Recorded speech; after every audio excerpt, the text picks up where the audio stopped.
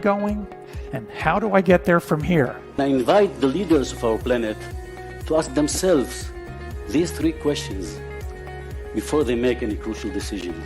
But if you don't make decisions, you're going to stay right where you are. We are all map makers. We are in a time of transition. If we're going to change, we have to change the direction that we're going. Our planet needs leaders who know where they want to go. When we change the direction we're going, then we want to make sure we're going in the right direction. Leaders who can see the big picture. Because if we're not, we're going to either go backwards or we're going to stay where we are. Recognizing the psychological and the spiritual shifts and changes that need to be made, often from the inside to the outside. To be able to shape your future, you have to be willing and able to change your paradigm. Complex journeys require navigation. The path to the truth is one such journey. This is your GPS. Hairstyling services provided by J.D. Edwards Salon and Spa, Palmdale Shopping Plaza, Ladera Street. Accessories provided by Chevette Williamson Jewelry.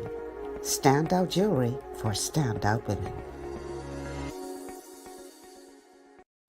Good afternoon, everyone. Welcome to GPS, Global Paradigm Shift on Global 99.5 FM. I am your host, Michelle Malcolm, and as always, it's a pleasure to be in your company today. Y'all know I especially love a Good Friday.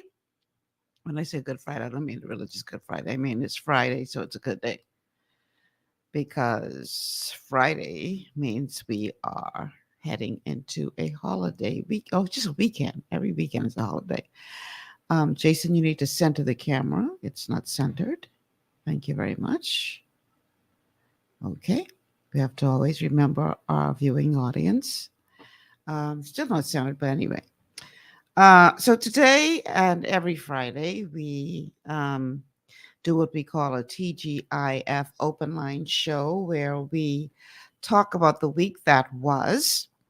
And of course, as my audience on Fridays, you serve as my co-host because you actually have to steer the direction of the show. Whereas when I plan a show, I usually come with a specific topic, a specific guest, etc. But on Fridays, it's all on you and what you want to talk about. And so let me throw it out real early. The telephone numbers to call. Jason, you can start running the banner, please. Telephone numbers to call 3260271, 3260271, 3260271, or 3260272, 3260272. Those are the numbers that you can call. And if you don't want your voice heard, but you still want to contribute, you can do so by sending us a text message to our WhatsApp line, which is 801-0271, 801-0271. That's the WhatsApp line. And you are encouraged to send us text messages on the WhatsApp line. Do not, I repeat, do not call the WhatsApp line. I'm not going to answer it. And do not, I repeat, do not send a voice note on the WhatsApp line because I won't be able to listen to it while I'm on the show live. And we certainly can't plug that voice note into the live show for our audience to be able to hear it. So it's pointless for you to call the WhatsApp line or send a voice message to the WhatsApp line because I won't be able to accommodate them. Again, the WhatsApp number is 801-0271, 801-0271. So, what a week. What a week it's been so far. We've had quite a bit of drama this week, mostly centered around the standoff between the government, Davis administration, and the Bahamas Pharmacy Association, members of the Pharmacy Association who own pharmacies throughout the country. You may recall that earlier in the week, the pharmacy shut down for a day. And well, they said it wasn't in protest. They said it was to make sure that they were abiding by the law, because according to law, the new price controls that the government has handed down went into effect on November 1. And they claim that, just to make sure that they were not breaking the law by not complying with that November 1 rollout date, they decided altogether to close their doors. But miraculously, they were all in compliance by November 2nd. I'm saying that tongue in cheek. So they're saying that it wasn't a protest, but if it looks like a duck and it quacks like a duck and it waddles like a duck, it's a good chance it might be a duck. But call it what you may, the pharmacy shut down for a day, and Bahamian people who rely on medications almost lost their natural minds, because now they're in a panic trying to figure out, what are we going to do if this is an extended situation and I need my medication, and what if we have an emergency situation and all this kind of stuff. The good news is the stores the pharmacies were only closed for that one day. And, they had been saying that they were seeking consultation, and it seems that they got the consultation that they were looking for, because we heard last night on the news that they have come to some kind of mutual agreement with the Davis administration as to the way forward, that negotiations are now in a healthy place. And they have a temporary, I believe, agreement that everybody can be happy with.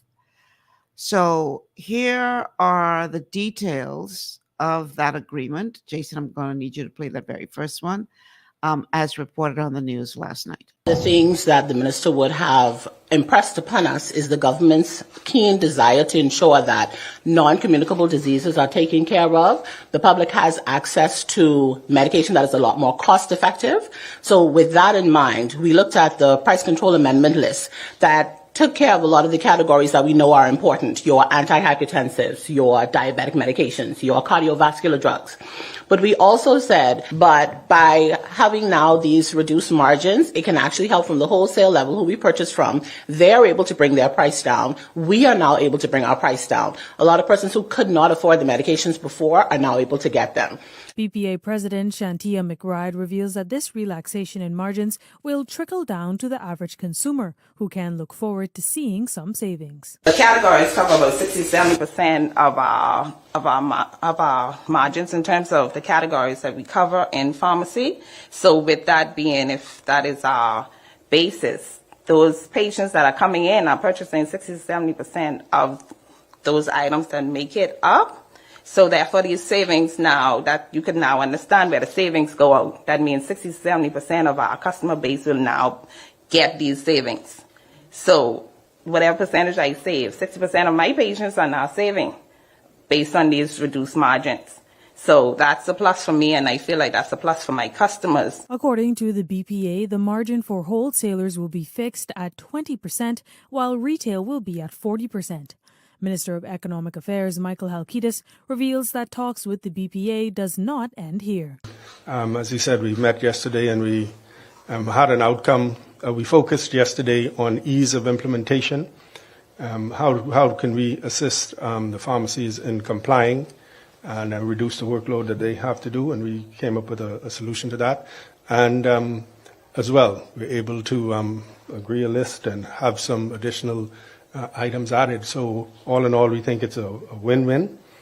And we look forward to working with the association in educational processes as we go forward, and as well working with them through this period to develop some more long-term strategies to impact the price of drugs on a downward trajectory.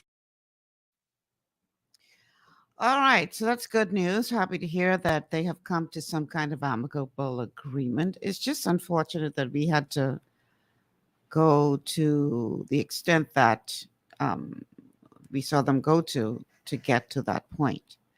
You know, when I was growing up, my grandma used to say, you attract more flies with honey than with vinegar. And I'm sort of really relieved to hear the tone change from Halkitis, especially. And I think everybody's happy at the end of the day that this worked out or is being worked out in the manner in which it is.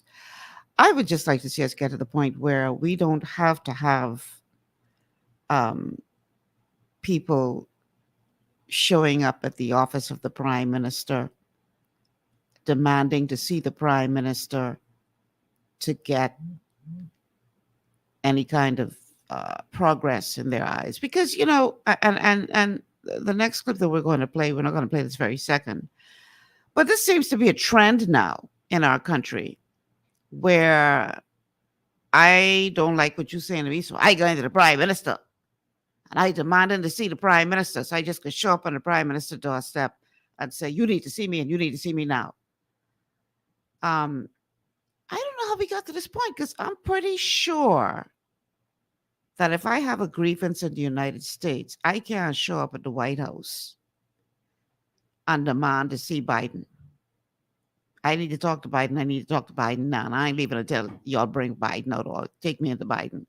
I could best believe I can spend some time behind some bars if I try that nonsense. But we seem to have this trend now in the Bahamas where I don't like the way this is going. So I can show up on the prime minister lawn and say, I demand to see the prime minister now. If the prime minister had to stop what he has been mandated to do as prime minister, every single time somebody showed up on his lawn demanding to have an audience with him because they don't like the way negotiations are going with whomever the minister is or technocrat is or whatever, the man would never be able to get anything done. He's supposed to be leading the country, y'all. But we got this thing nowadays, and I don't know where it started, where everybody figured that if I show up to the prime minister's office and carry on bar outside, then I can get some results. It's a pity, because we really shouldn't have to come to that to get any kind of relief. But that's where we are today. That's the Bahamas we live in today, where more and more of these groups showing up to the OPM demanding to see the prime minister. I'm like, only in the Bahamas, you know, only us is carry on like this. What are your thoughts on this, people? The telephone numbers to call, 326-0271, 326-0271, 326-0271, or 326-0272, 326-0272. I'm sure that you are relieved, those of you who are reliant on pharmaceutical medications, that they were able to come to this agreement. But I want to hear from you. Are you happy with what you heard in terms of the agreement that they have come to so far? Do you believe that this is a step in the right direction? Would you like to see more price controls on medications? Do you think that they need to eliminate VAT on all medications? Let me hear from you. I want to hear your views on this today. So it's not just me.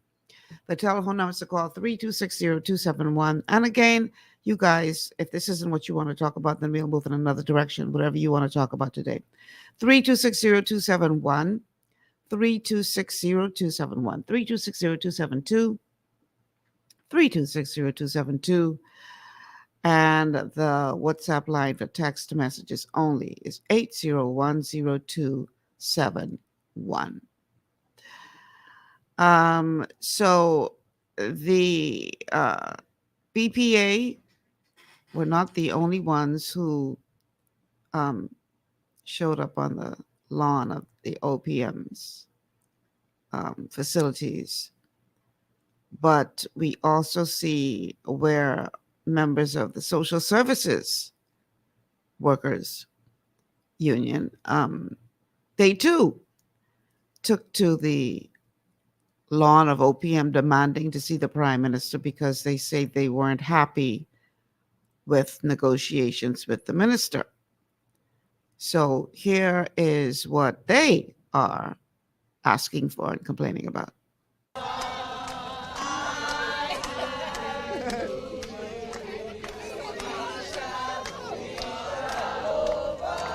Public servants from the Ministry of Social Services continuing their protests today outside the office of the Prime Minister in hopes of meeting with Prime Minister Philip Davis following a demonstration on Wednesday. These workers say they have had enough with long-standing issues within the ministry that they say government has neglected. For too long, we have been unappreciated.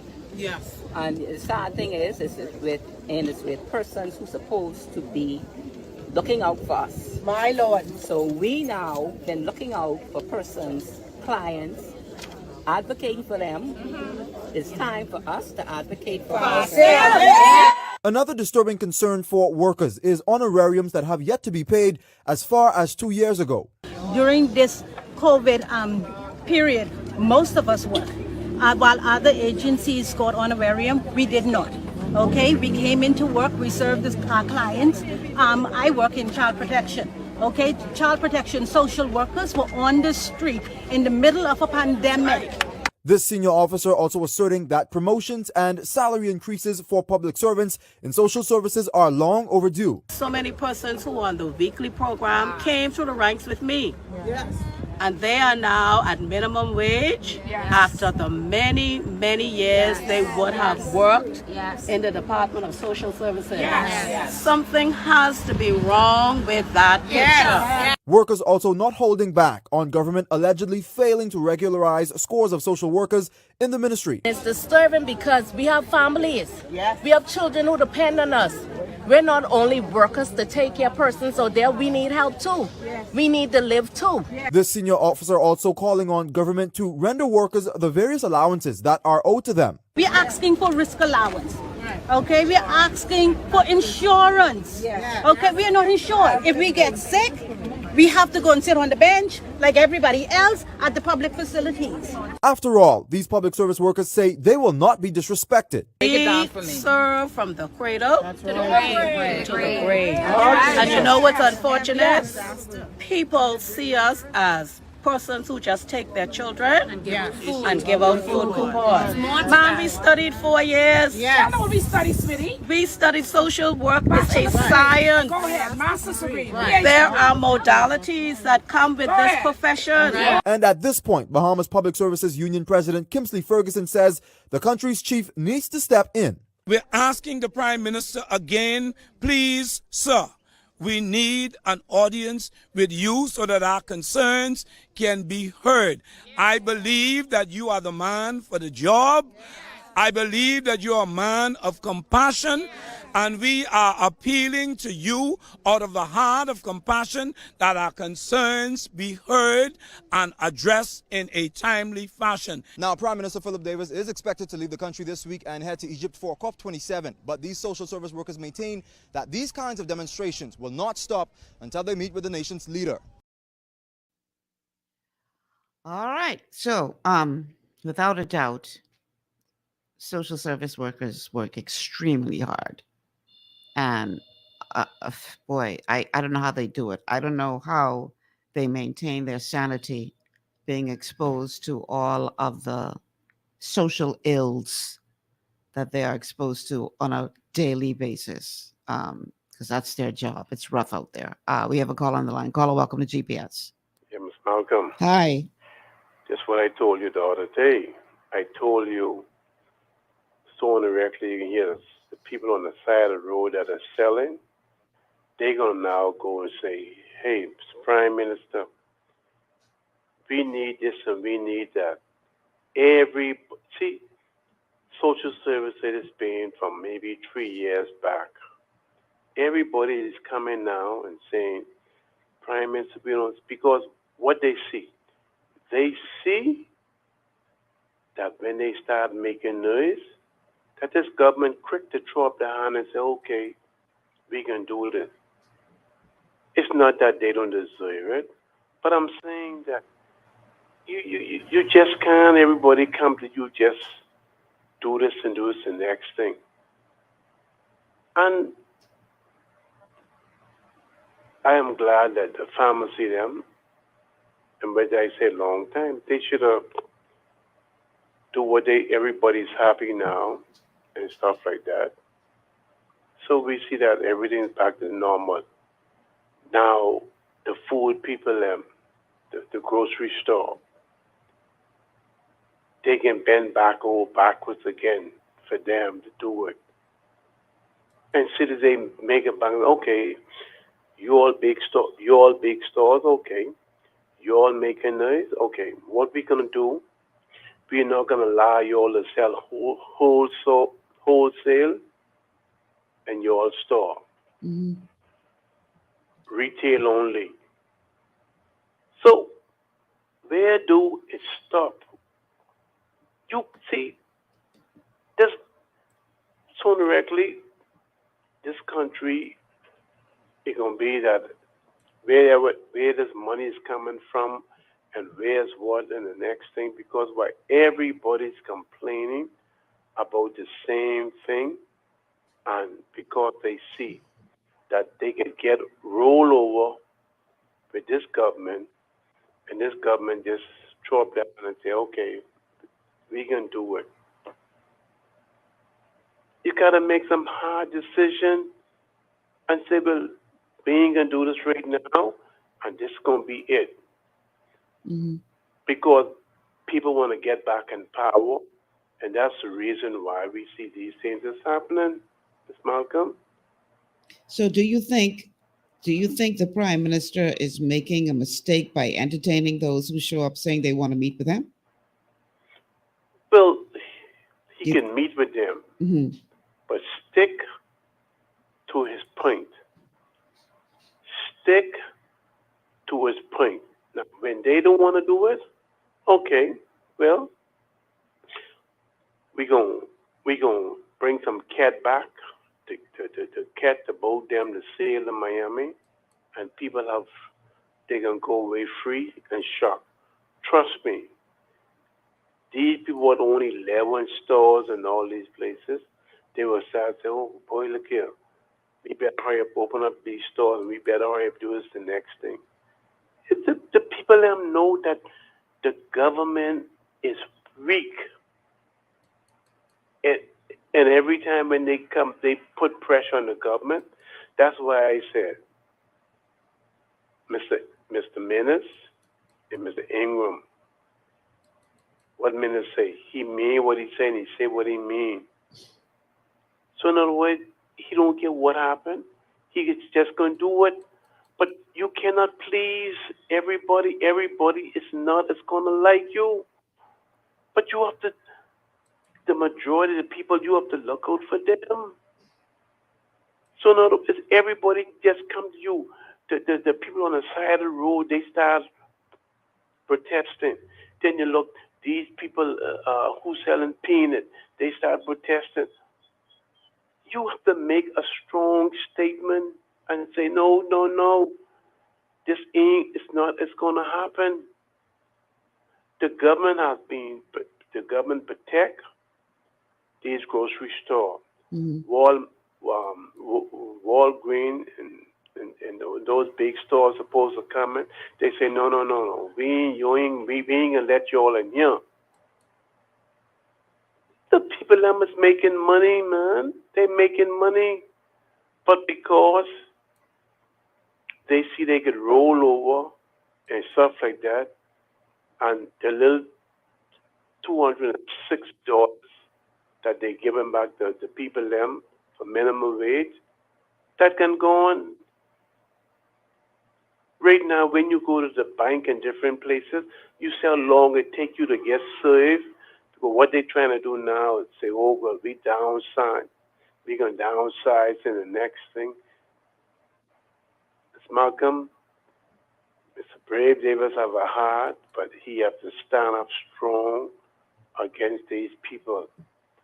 whatever he got to do. Like I said, I think it was last week, we have to spread this butter out. Yes, go to the mom and pop store and say, listen, we're going to bring you all up to date. We're going to bring you all, give you all to get into the social service that they can come to you all also. Now, the money will not come in 1 month, 2 months. And whoever could wait for 3 months to wait until the money come, that the people them go to them with these social service slip or whatever and buy from the mom and pop store, that we could spread this word. It's when you get that social service slip, it's still going back to those big people. So it's not trickling down to the small man. So we need to say, listen, even you go to the straw market, those straw market people have a machine that when those guests come, they don't have no money. They still can sell them things because why? They have the machine from the bank. Credit card machine, yeah. So the government could do the same thing. And just bring these people up to date, mom and pop store who want to get involved. In other words, we are giving you a free option. You don't always got to go to this big store. You can go to the mom and pop store and spend this check right there. But then again, if it's not happening, the mom and pop store is right there, nothing happening. And all the money that social service, if you have about 10,000 people that are getting social service slip, where they're going to? They're going right back to the big company them. And the big company is the one what putting the pressure on the government. But they ain't see it. You know why they ain't see it? Because when government, maybe allegedly, they have business or partnership in these business, and they're not worried. They only come make the news and say, oh, we can do this and we can do the next thing and all that next thing. This Malcolm, things out here is rough and tough with these people because why? All the money is trickling down back to the big business. Everyone that get their slip for social service for October, see who name is on that slip. They have to go there. But if they will leave the slip open and say, you can spend this wherever you want to go, bring the mom and pop store up to date and give them a machine, help them up to date and stuff like that, who want to get involved. You see? But, and Mr. Brave Davis, he have a good heart, but he have to stand strong, and I mean strong, against the forces of the evil, because the Bible can tell you spiritual wickedness in high places, and they who get all these big business, these people, one company could hold all of these stores and tell me they ain't making no money. If I could hold 12 stores and 13 stores and I ain't making no money, all right, Malcolm, anyway, you have a good day. Thanks so much for calling. I don't know.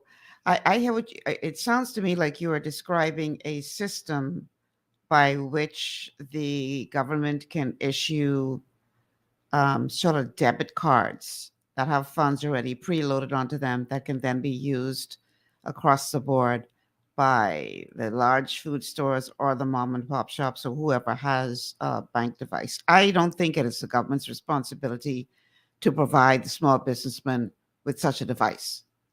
That's something that they need to do on their own as a business person, and they should have that in any event. It just makes sense. It doesn't cost you that much money. You end up paying the bank a percentage of the sale, but they're facilitating you by allowing you to use their technology, so that's only fair. but I don't think it should be the government's responsibility to provide every store with an apparatus to do that. But I think it's a good idea if you're going to use a debit card system for, distribution of funds to people so that they can purchase what they need and have the network so that it can be used in any of the mom and pop shops. I think that's a good idea. But what do you think? Do you think it's a Bahamian thing that we just like to show up and I want to see the boss? I have to tell you a funny story from my college days with regard to that. You all know I was in college in the 80s, right? So it's a long time ago. But my last year of college, I got a scholarship. And one of the agreements of the scholarship was that I could not have a job at the time that I had the scholarship. So I couldn't have a side job to make extra money or whatever. So I relied on that scholarship check to be on time, etc. So anyway, I go to school one semester to register, and they tell me, when I get on the line, they tell me I can't register for classes because my bill from the previous semester hadn't been paid. So I said, what do you mean it hasn't been paid? I'm on scholarship. They were like, well, you need to go take that up at the business office because our records show that the last semester, none of your classes were paid for, and so we can't allow you to register. So wouldn't it? So anyway, I go to the business office and I say I'm not being allowed to register for classes because they're telling me that that my classes weren't paid for last semester, but you guys should know that I'm on scholarship. So they checked and they're like, oh, yeah, we see where you're on scholarship, but last semester wasn't paid. And I was like, well, why? Well, they didn't send the invoice or whatever it was in time to the provider of the scholarship to be paid.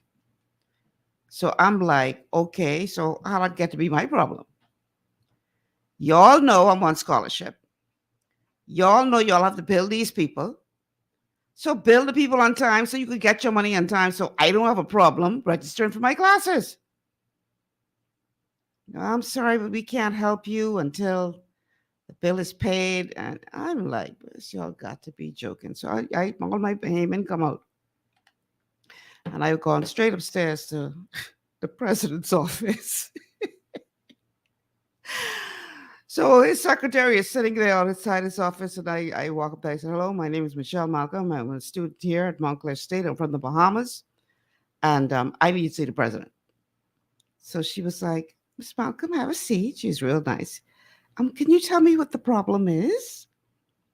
So I told her what the problem was. I said, these people in your business office with their incompetent self ain't send the people the bill. Y'all, my payment come out. Ain't send the people the bill for my scholarship, and now they trying to tell me I can't register for my classes?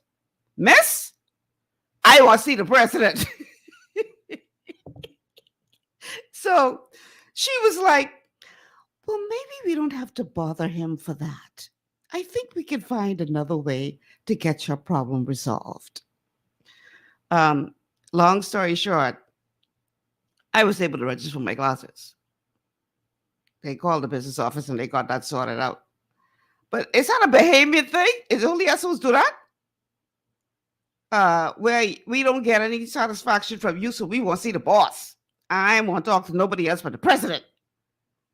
And she's like, I think we can resolve this without bothering the president. But when you're talking about a prime minister of a country, you can't. I don't understand why we think the prime minister ain't got nothing else to do but stop what he got to do to meet with us. I don't know. I don't know. Is it that the ministers or technocrats who are responsible for these various negotiations need to be trained better on how to negotiate? Is it that the union leaders need to have some better techniques as it relates to how to communicate or negotiate? I don't know what it is. I just know that we got to be careful when we start this trend of showing up to the prime minister's office and demanding to see the prime minister to done what we need done. To me, that is not sustainable. Because at the end of the day, if the man don't do the job that he was put there to do, because he's so busy meeting with everybody who come to him on meet, then y'all gonna be the first set to say he gotta go. And don't vote for him because he ain't doing his job. So just food for thought.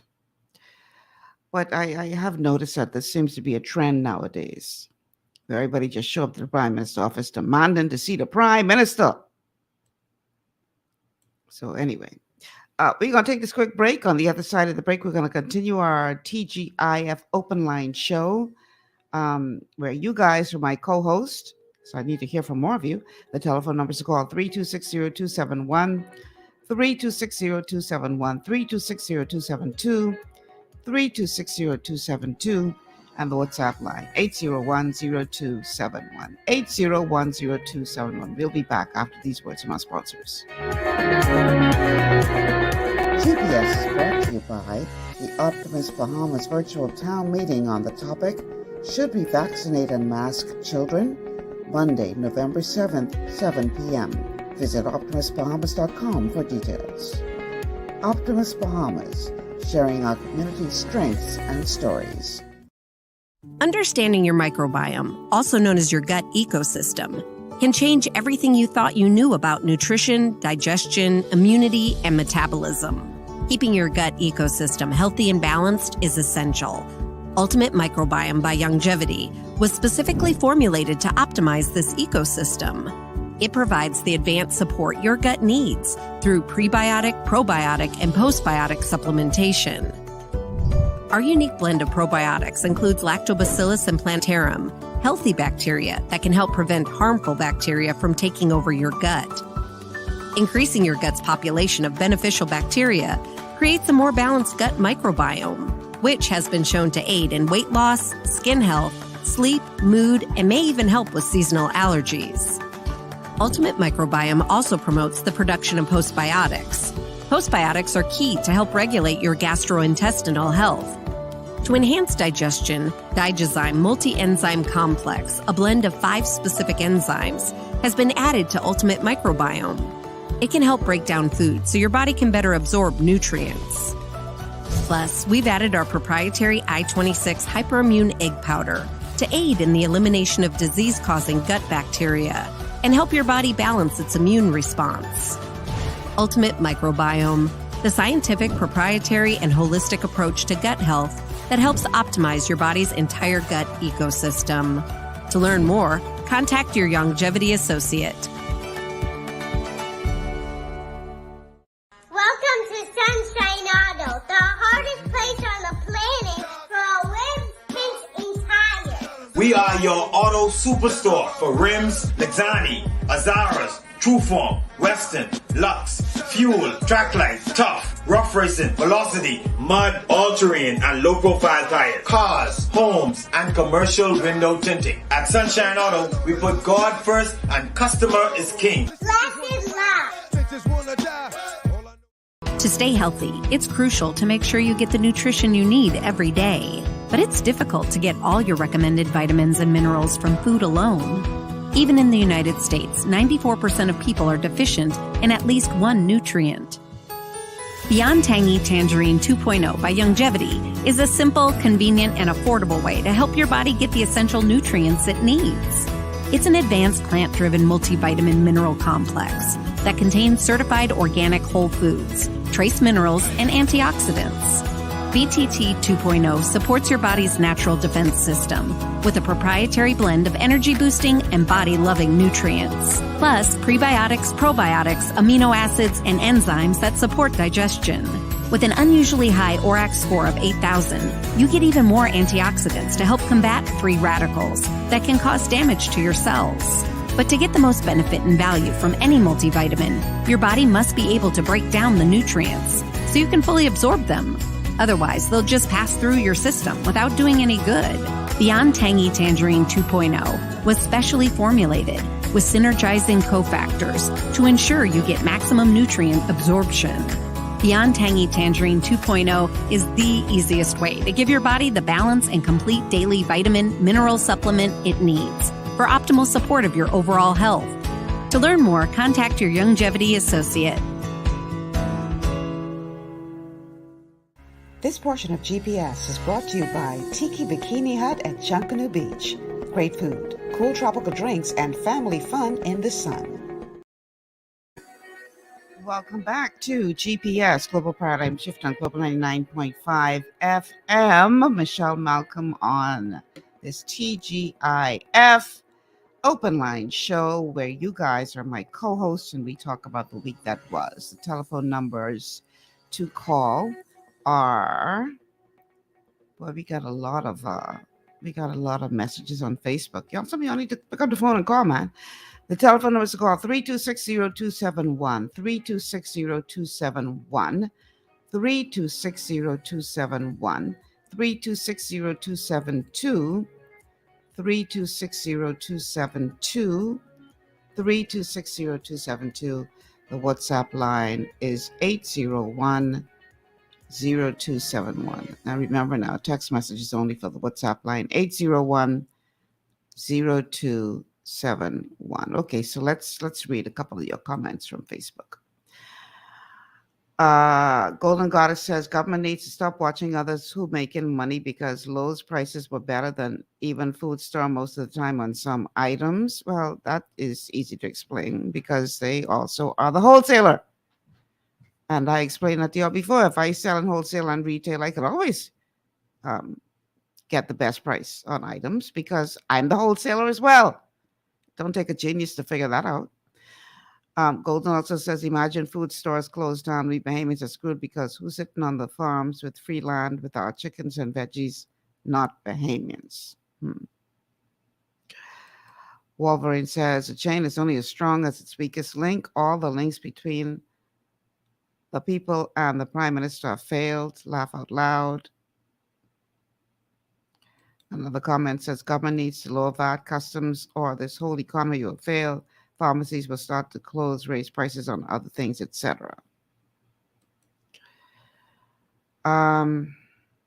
Wolverine says they don't care. The people suffering and the disparities give them cause to solicit more funding and loans from the world's monetary system. Let's see, one more. No disrespect, Ms. Malcolm, but the Prime Minister works for us who voted him, and he is not a god or celebrity, just a man. And if he doesn't care to meet or acknowledge anyone, he's just as bad as the competent authority. No, I don't agree with that. I believe that the Prime Minister's job is to run the country. And the point I'm trying to make is, if every 5 minutes he got to stop doing his job because he got to meet with a group to get something done that he has put people in place to do, then that is counterproductive. Because what is supposed to happen is supposed to be where the people that he put in place to get the job done do what they're supposed to do and then communicate to the relevant agencies within his office so that you can have progress.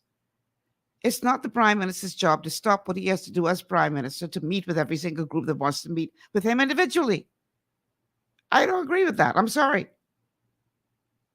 I just think that is counterproductive, and I don't know anywhere else in the world that happens. And maybe it does elsewhere, and I just am not aware. But how you can be showing up to the Prime Minister's office all the time? I will meet with the Prime Minister because I'm not satisfied with the person who is responsible for negotiation. So you stop what you're doing to come meet with me. I don't know. I don't know how productive that is, people. But, that's just me.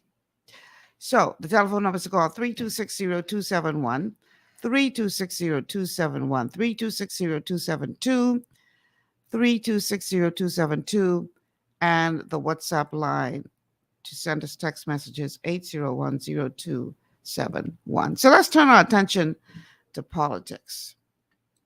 Seeing that y'all are on my run with regard to the negotiations, I think y'all just happy that it seemed that they come to an agreement, and now y'all ain't want to talk about that no more. So, let's talk some politics now. So it seems from appearances that the Free National Movement is in the midst of some internal challenges. We see that there was some action outside the office of the Free National Movement in a recent meeting where it came down to the vice chair of that party being banned from attending any further meetings. What a time in Dumfries Church. Jason, you know your station is, are the ports open for me to play this clip? I want to go ahead and play this clip of what took place at the Free National Movement's meeting.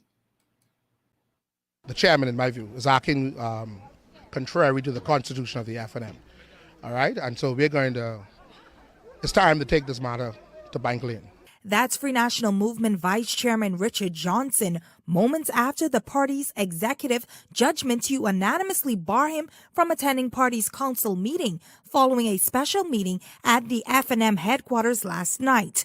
Over the weekend, a voice note promptly sent by Johnson was circulated with him calling for the party's chairman, Dwayne Sands, to resign.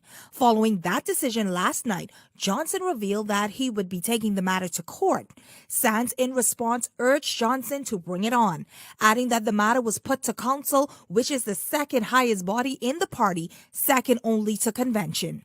And a determination was made of disciplinary process to be followed in addition to the ordinary disciplinary process. The Mackey Street headquarters was filled with supporters, among them former MPs and senators. Several police officers were also stationed at the meeting as well. Now the former Elizabeth MP says he welcomes the challenge put forth by Johnson. Convention is in 2 years. If you want a campaign to unseat me, go right ahead. Meantime, in recent times, there have been numerous reports of alleged division within the party. Some supporters supporting former Prime Minister Dr. Hubert Minnis, while others continue to support current leader Michael Pintard. Now, Johnson, who admitted to be a supporter of Dr. Minnis, tells us that the former Prime Minister, in his view, deserves a second chance. He has my unwavering support, and I will work with him consistently to be the government of the Bahamas once again. I make no apologies for that. Well, they've always been saying, they've been saying on the PLP payroll too. So I hear it all the time. I don't indulge in those conversation. The chairman was asked about the possible division within the FNM. He, however, says that the party has moved past that. It is totally a distraction, and yet we believe that the matter had to be brought to a head and dealt with, and we want the public to know that what is more important to Bahamians are the issues that Bahamians face every day. So clearly, there is some infighting going on in the Free National Movement that so much so is bubbling up to the surface where everybody can see. And clearly, former Prime Minister Hubert Minnis hasn't gone anywhere, at least not in his mind. He believes that he should be given another chance. His supporters are out there pushing that narrative to the degree where it's causing this kind of split, if you want to call it that, within the FNM. We saw in that clip with the vice chairman speaking, Omar Archer standing just behind him, who has since been sentenced to 3 months in prison for shooting off his mouth back in 2015 about some person. His thing is to attack and smear people's names, slander people's name. Well, he got to spend 3 months thinking about his actions at the pleasure of Her Majesty at the Department of Corrections. And this is quite frankly not a good look for an organization that is positioning itself as your best choice to run the country. And I'm not saying that all political parties don't have their internal issues. I believe they all do. I believe that there are power struggles with all of them. But when you see it get to this point, where this is no longer a private battle, but has become this public, I don't know. I don't know that this is a good look for the Free National Movement. I don't know how convincing they think that this type of situation is as it relates to regaining the confidence of the Bahamian electorate to consider them as a viable alternative to become the next government of the Bahamas. And, we got 4 years to go. But they need to get their act together. What are your thoughts on this? 3260271, 3260271, 3260272, 3260272 are the numbers to call. And the WhatsApp line is 8010271, 8010271. Let me hear the phone ringing, y'all. Our phone lines are open, right? We don't have anybody tied up the lines, right, Jason? No? Okay, phone lines are open. 3260271, 3260272. I thought for sure this would get y'all going. Or WhatsApp 8010271. Those are the numbers by which you can have your voices heard. Also sticking with politics,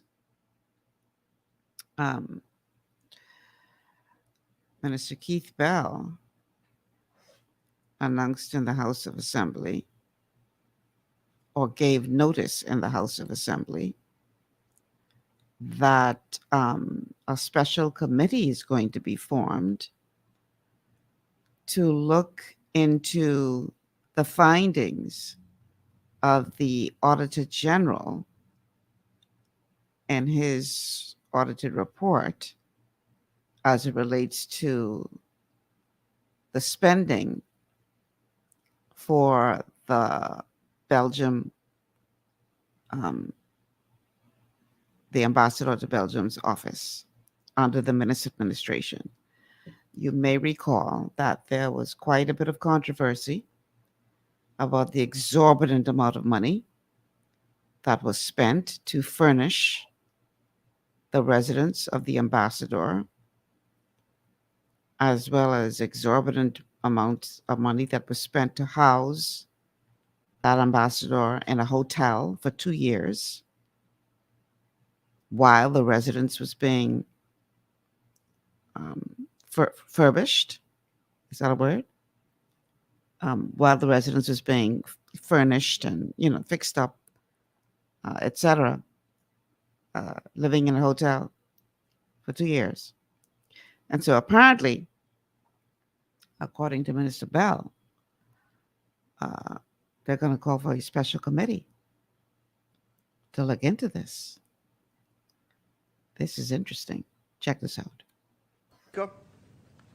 I would like to give notice that at the next sitting of this Honorable House, I will move for the appointment of the following select committee. 2, and investigate all matters connected to or arising from the Auditor General's report, an examination of accounts of the Ministry of Foreign Affairs, Bahamas Embassy, Brussels, Belgium, for the period November 1st, 2019 to July 7th, 2022, with power to send for persons and papers, with leave to sit from place to place, and with leave to sit during any recess. Okay, I don't know how many of you are there old enough to remember the television classic I Love Lucy. But whenever Lucy used to get herself in problems, her husband Ricky would come home and say, "Lucy, you got some explaining to do."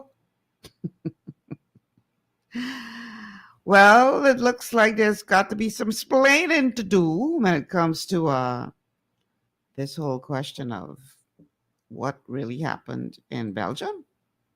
All this money that was spent in Belgium during COVID, when people were laid off from their jobs, had very little food to eat, stood on long lines just to get a little coupon,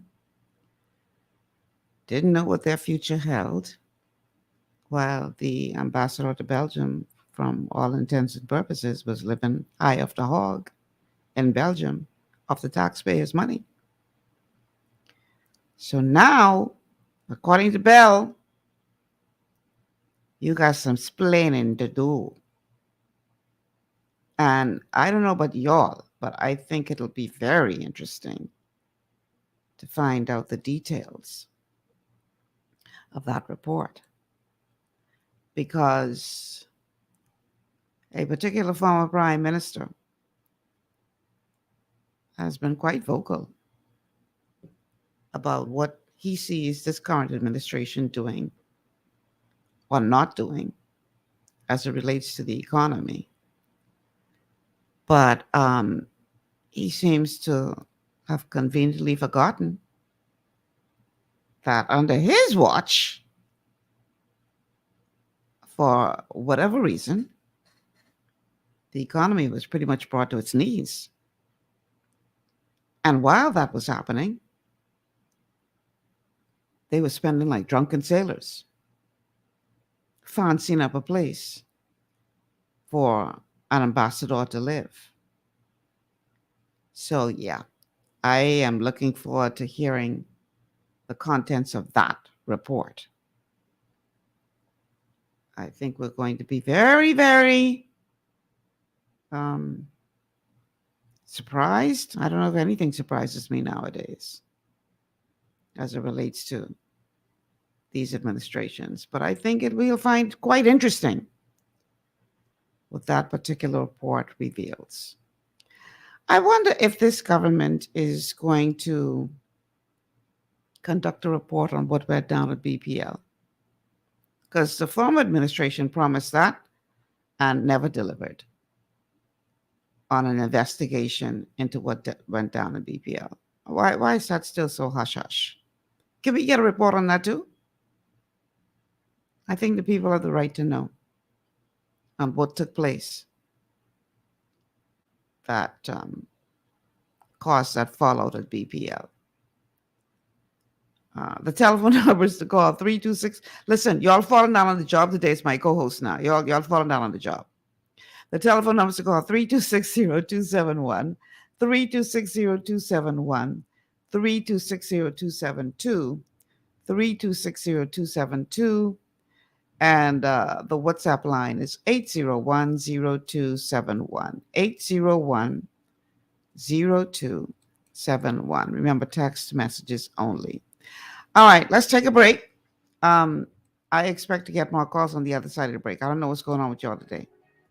But the whole point of the open line show is so I don't have to be talking to myself.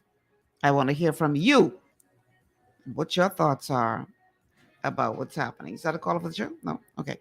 Let's take this break, and we'll be back after these words from our sponsors.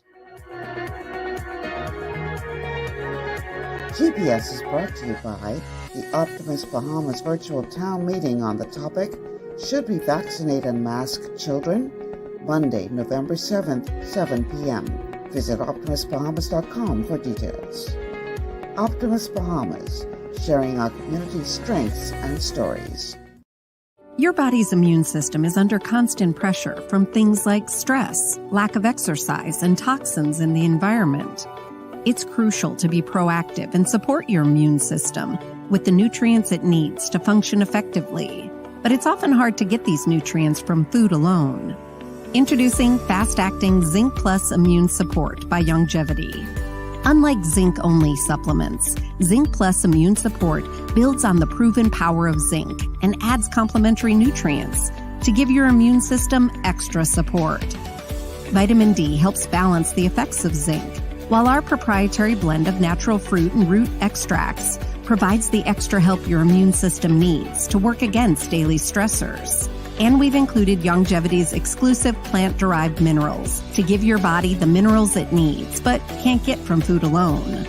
And because Zinc Plus Immune Support is delivered in a great-tasting, sugar-free, berry-flavored lozenge, it encourages quicker absorption of all these nutrients into your body. Zinc Plus Immune Support. Zinc plus the extra support your body needs to promote a healthy immune system. To learn more, contact your Longevity associate. Welcome to Sunshine Auto, the hardest place on the planet for rims, paints, and tires. We are your auto superstore for rims, Lexani, Azaras, Trueform, Western, Lux, Fuel, Tracklight, Tough, Rough Racing, Velocity, Mud, All-Terrain, and low-profile tires. Cars, homes, and commercial window tinting. At Sunshine Auto, we put God first and customer is king. Blessed love. It's gotten harder and harder to get your daily requirement of vital nutrients from food alone. Without additional vitamin and nutrient support, your health and well-being can suffer drastically. That's why Z-Radical was specifically formulated. It combines a blend of antioxidant-rich vitamins, minerals, and botanicals with the protective powers of fucoidan to help fill the gaps from lack of nutrients in your foods. The core of Z-Radical is fucoidan, a naturally occurring polysaccharide that helps stimulate immune reaction, protecting you against inflammation and oxidative stress. We harvest this powerful mineral-rich nutrient from brown seaweed, harvested only from the world's most pristine ocean waters to ensure the purest quality. It's then extracted using cold process technology to ensure maximum levels of bioavailability. Then we add essential vitamins that help to protect your cardiovascular and nervous systems and are crucial for optimal immune and neurological function. Z-Radical also includes a proprietary blend of delicious antioxidant-rich fruits and berries. This great-tasting combination helps your body combat free radical imbalances that can contribute to a variety of degenerative conditions like arthritis and heart disease. Z-Radical. Experience the power of fucoidan with antioxidant-rich berries, 8 essential vitamins, and more to provide you with potent health benefits. To learn more, contact your Longevity associate.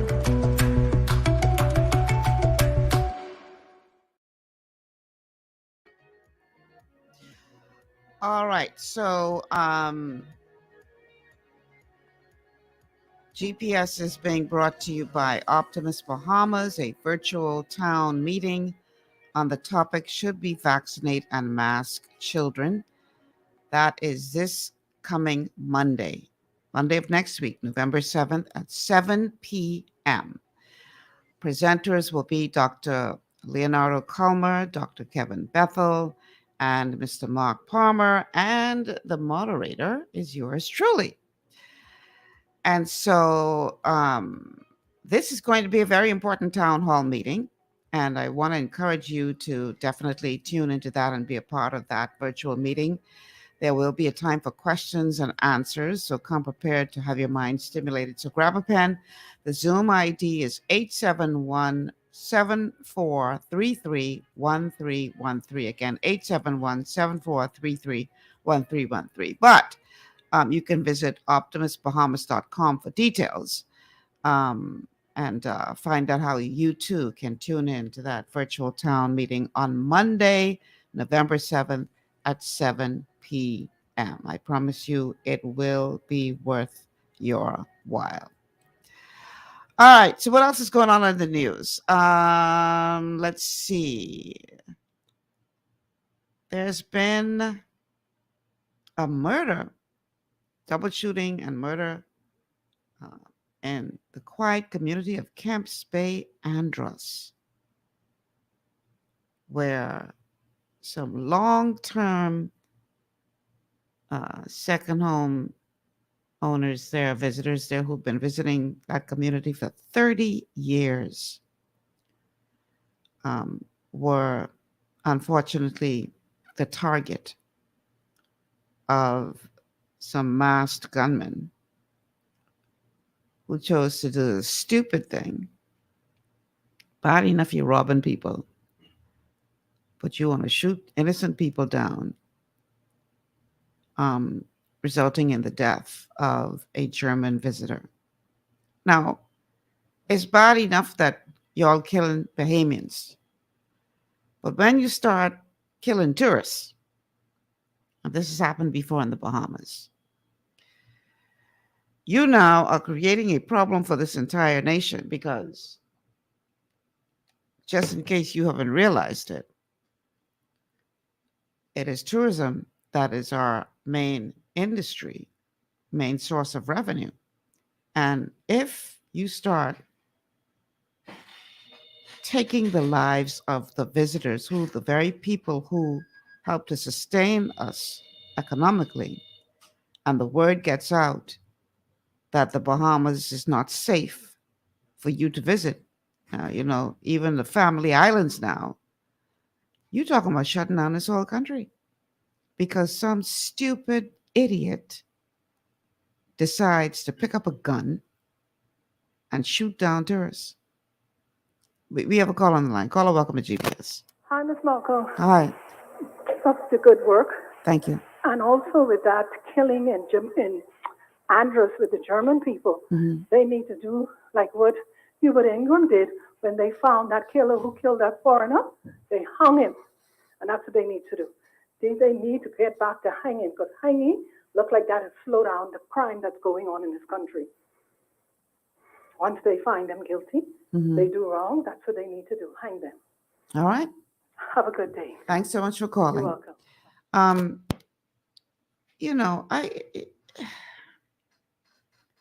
They say that according to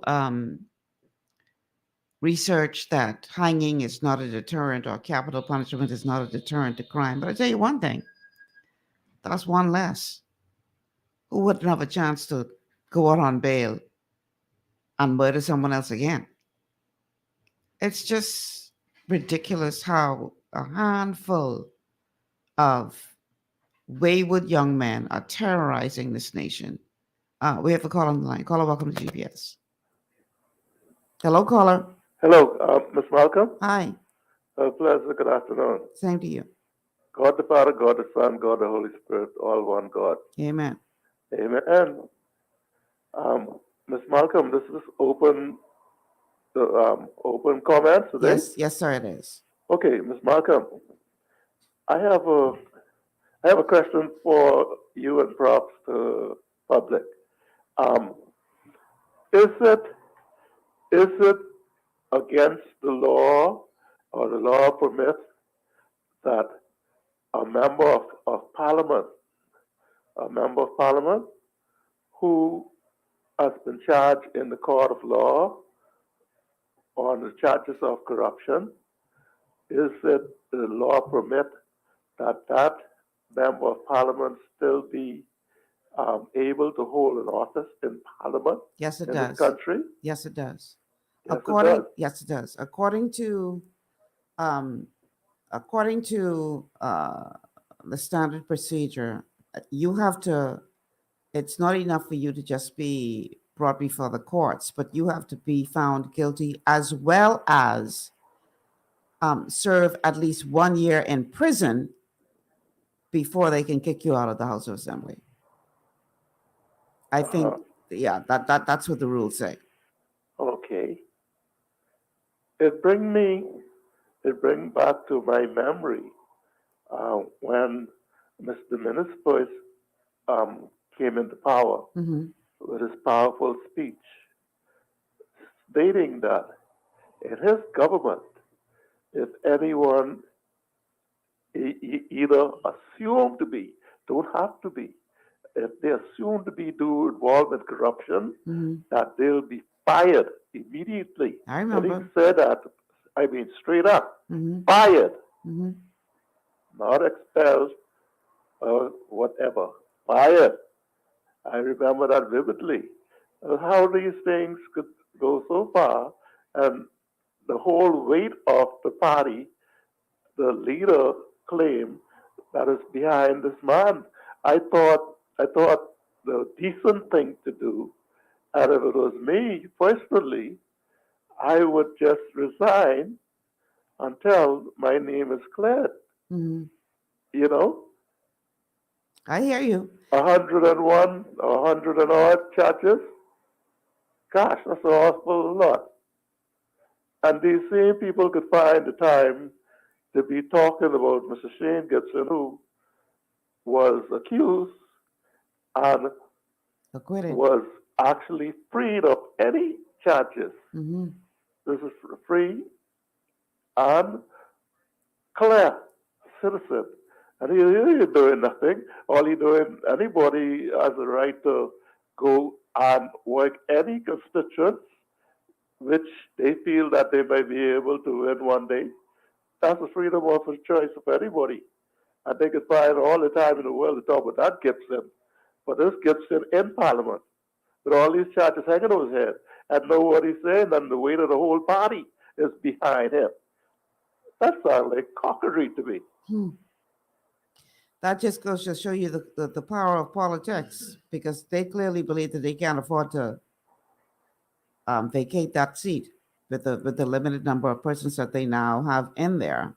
So this whole narrative of innocent until proven guilty doesn't apply to them. Apparently, it only applies to the opposite party. But I do recall when Minnis said that, they had to be accountable, and he was going to fire anybody. Yeah, he did say that. But If there's a thought, if there's only a suggestion, he would fire them. Him personally. But you see, fire them. what we have to realize is that, when you campaigning, you say anything and everything. But he was in power then. That's when he first took over. He didn't say that on the campaign trail? He say a lot of that stuff for the champion. I talk about when he's already in power now. Right. And he made a speech, his first speech. Yeah. Well, say that. I guess, like I said, priorities change when it comes to you and your party. And when you find your, boy, I tell you, I agree with you that it would be the decent thing for him to do, to step aside until it's all done. But clearly he has no intention of doing that, and his party is not requiring that he do that. So it is what it is. But according to the rules, he is not forced to do that. He doesn't have to do that according to the rules. And Mr. Minnis has so much things hanging over his head. He should be cooling out now and give somebody else a shot. Even though the fellow, what he got there, not equally, but perhaps he has some things in his closet too. He got some skeleton. Huh? Well, quite frankly, when it comes down to them, things would be swept under the carpet. Well, quite and frankly, when it comes down to us, they highlight every little subject matter. quite frankly, caller, it'll be hard pressed to find too many of them in the House of Assembly who ain't got some skeletons in the closet. To be fair, could be true. A lot of them got skeletons. But when yours is highlighted and there's some proof, you should cool out. I hear you. Well, thanks for calling and expressing your opinion. I appreciate the call. Okay, Ms. Malcolm. All right. We have another call on the line? Yeah. Caller, welcome to GPS. Madam Michelle. Yes, sir. How are you today? Good. How are you? I'm okay. You made me cry last week. I did. Yes, you did. Okay. I hope that young man don't get upset. You told me, you said I made you tired sometimes. And I want to apologize for that because it's not intentional. Oh, man, I mean to make you cry, even though you do make me tired sometimes. So I mean to make you cry. Okay. You hear what you just said a moment ago? What? With our wayward young man? Yeah. That's what I meant. Mm-hmm. Can you elaborate on that a little more? About us allowing what? Them to run amok? And yes. Well, the majority of Bahamians are decent, law-abiding people. Mm-hmm. But it seems that we have this small group of young men, and to some degree, a lesser degree, young women, but mostly young men, who are just terrorizing this nation. Uh-huh. Same fellas over and over again. You notice that a lot of these fellas on bail for multiple murders. Uh-huh. And I understand why, according to, the lawyers have been saying that everybody's entitled to bail and you can't, obviously our judicial system is not very efficient in terms of the speed by which these matters are being brought to court. And the argument is that you cannot hold a person, it's unconstitutional for you to hold a person for years while they, have not been found guilty of a particular crime, just waiting for their trial. Because there could be a situation where they end up in jail for years, and then when their trial finally comes forward, they found innocent. So this is why they argue that that they have to continue to grant bail. Okay. But the problem is, you got these young men out there, like I said, for the most part, who are, just running amok, terrorizing the nation. And now it used to be where the family islands were a safe haven where you could go and feel absolutely safe, like how it used to be back in the day in Nassau. But now they taking their foolishness to the family islands. And at the end of the day, we all will suffer if we don't get this under control, because the last thing we need is for the international community to start saying, do not go to the Bahamas because we cannot guarantee your safety. If that happens, all of us in trouble. So we got to figure out a way to deal with this handful of boys doing foolishness. And what we're doing right now ain't working. So I don't know if that's what you wanted me to expand on. Okay. Can I respond? Please do. Myself and you, we have no disagreement on the erosion of the family structure, right? Right. We both agreeing on that. Mm-hmm. Okay. Would you agree that when one is not mentor or nurture, lack good discipline and common sense, do you agree that person have to function in the red? Do you agree with that? That's to function how? In the red. They're already in the red. Lack good discipline. Yeah. Mentorship or nurturing. Right. And common sense. Right. They know no other way, right? Mm-hmm. Now, where myself and you differ, who normally get on the radio and say, my good son? The mother. Excuse me? Mothers, for the most part. Why mothers does Every that? now and again you'll hear a father, but for the most part, mothers. Why mothers does that? Well, sometimes they do because there ain't no daddy around to say, my good son. So that's their child. Okay. Now, I'm not going to go there, but why no daddy is no wrong. But if I steal from you once, or I offended you once, or disrespect you once, would you allow that to happen the second time? Me personally? Yes. No. Okay.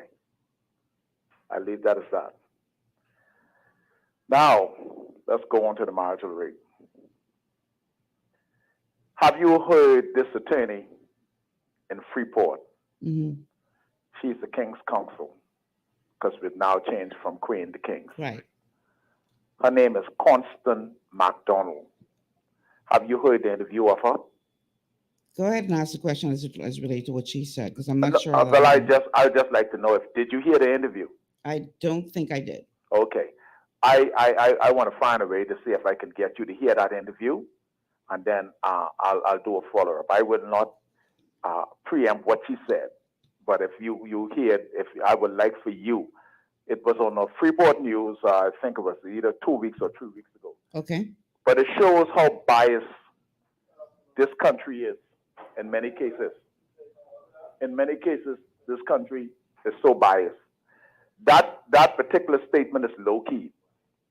She don't support the database from her and her colleagues don't support the database from UB, and she said she know nothing about it. That's one of the comment that was made, and she would like to know, her and her colleagues, to know how did they come about with that database. Okay. And some more that she said, but I have it because it was given to me from a lawyer also in Freeport who is a client of mine. Mm-hmm. He's also a Casey. Okay. And I would like for you to find a way for you to hear this interview for yourself, Mm-hmm. and then you can, we can go from there. But I wouldn't preempt what she said because, But I think myself both agreed. I will continue to say the family structure. And she also alluded that there are two types of marriage. The liberated women seek marriage for convenience. The Proverbs 31:10 women seek marriage from the covenant of God. You can hear it for yourself. I'll find a way to see that you get it and hear it. Then we can go from there. Have a wonderful day. All right. Thank you so much for calling. The telephone number to call 3260271, 3260271, 3260272, 3260272. The WhatsApp line 8010271. We do have a call on the line. Caller, welcome to GPS. Good day, Michelle. How you doing? Excellent. How are you? Pretty good. Pretty good. Thank God for life. Mm-hmm. Michelle, I didn't catch all the last few seconds of Brother P's comments in respect to the liberated woman, Mm-hmm. and I sincerely and respectfully do regard him and his contributions because 99.9% of the time, Mm-hmm. he and I are on the same page. Right.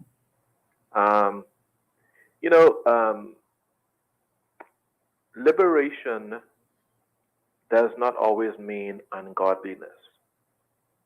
Liberation does not always mean negativism. What I think the problem in the world today is humanism and atheism, where you have a lot of people, one, they're denying the existence of God, i.e. atheism, and humanism, wherein people are relying on self, on what human beings do, as if human beings are God, as opposed to acknowledging the true and living God. Mm-hmm. And I think that is really where the problem in the world today really lies. And it's all demonic. It's all satanic. The devil hates God. The devil doesn't like God. The devil has done all he could throughout history to cause human beings to deny the existence of God, i.e., that lying theory of evolution that Darwin would have come up with. That was inspired by the devil. A lot of people don't agree with that, I'm sure, but that's my position on the matter. Mm-hmm. My point in saying all of that is, at the end of the day, Michelle,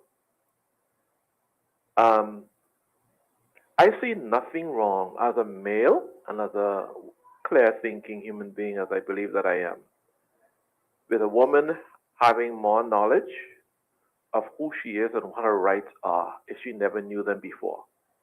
At face value, I have no problem with that. I am not an insecure male. I'm never threatened. As a matter of fact, I like dealing with women who are strong, women who are comfortable with and confident in themselves. What I do have a problem with, which applies to both male and female, is when us human beings behave ourselves as if we know better than God or more than God. A husband can, no, okay, let me rephrase that. I was speaking with a female friend the other day, and she reminded me of something I believe I heard you say, or somebody on your show said. When a spouse kills, murders their spouse, it is not known as Marital murder. marital murder. Mm-hmm. When a spouse abuses his or her spouse, it's never known as marital abuse.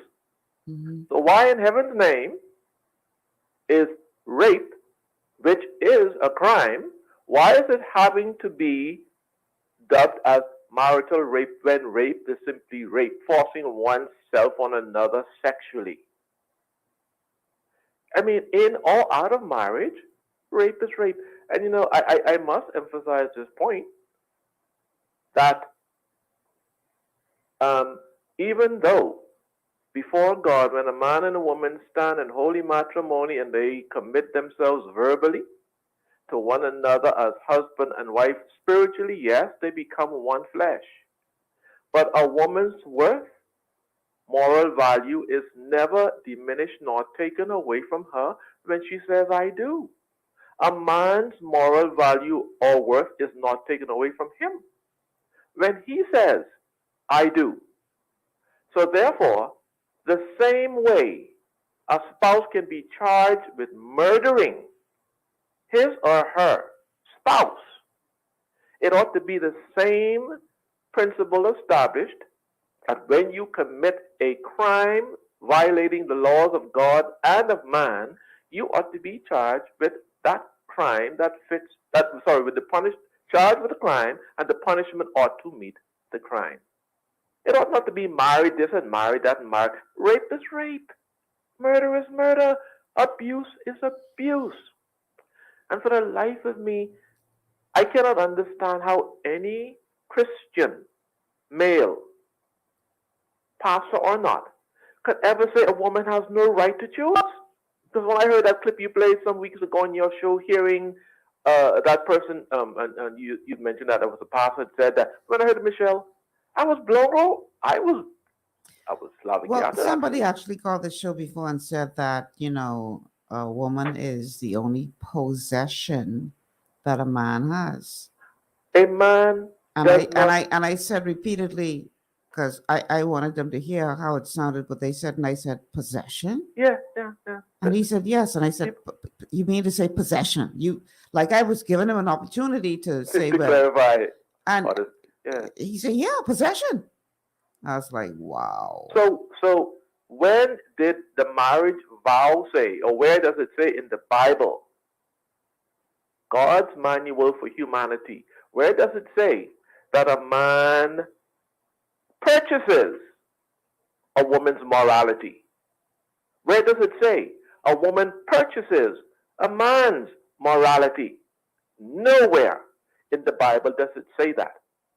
And I believe that the interpretation, and I must say I believe because I don't know the actual Hebrew or Greek language that this scripture was originally written in, where it says that a man does not have power over himself and a woman doesn't have power over, her own body and his own body in marriage. Mm-hmm. I don't believe that is talking about ownership.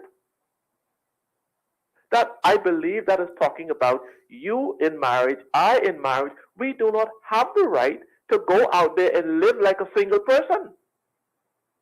You and I in marriage, once we but commit before God that we are going to be faithful, commit to the spouse in holy matrimony, that man, that woman is therefore obligated to remain faithful. He or she therefore then has no legal nor moral right to step outside of the bonds of marriage. Now that's my personal understanding and interpretation, and I stand to be corrected and clarified. Mm-hmm. But there is no way. When God made Adam, and then he took Eve out of Adam's body, from Adam's rib, they were literally one flesh at that point. But there was nowhere in the Bible where it says that Adam owned Eve or Eve owned Adam. They were morally and physically at that time and spiritually one before God. But there was no ownership like property. I can buy land. So in marriage, when a man and a woman get married, they're buying each other's body. They're buying each other's conscience. They're buying each other's morality. They're buying each other's common sense. They're buying each other's wisdom. They're buying each other's respect. That is not in the Bible. Never, nowhere have I ever seen it where God ever established that. So when any of my fellow men out there say that a man owns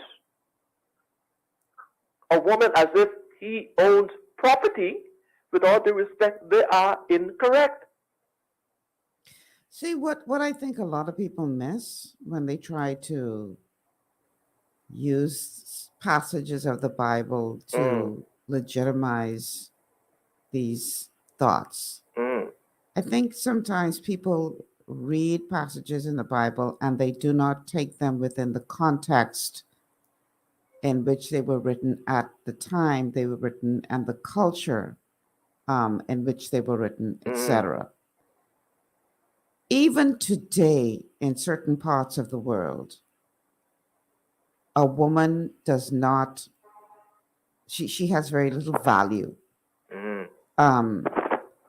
I could kill a woman because she let too much of her hair be shown. Yeah, I heard about that. I saw that on YouTube even before you'd mentioned it on your show. Yeah. You know, she's just property. She's just chattel. So, and in the minds of many around the world, even today, that is the way of thinking, that a woman is just another of your possessions, like the man said who called. She's just chattel. And I remember watching a video with this comedian,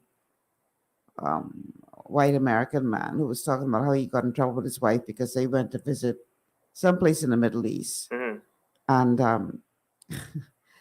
this native man came up to him and said, I give you 5 camels for your wife. And so he was like, nah, she worth more than 5 camels. He was saying it as a joke. You know, how about 15 camels? Because he said he didn't think the man was serious. Next thing you know, he see these camels start showing up.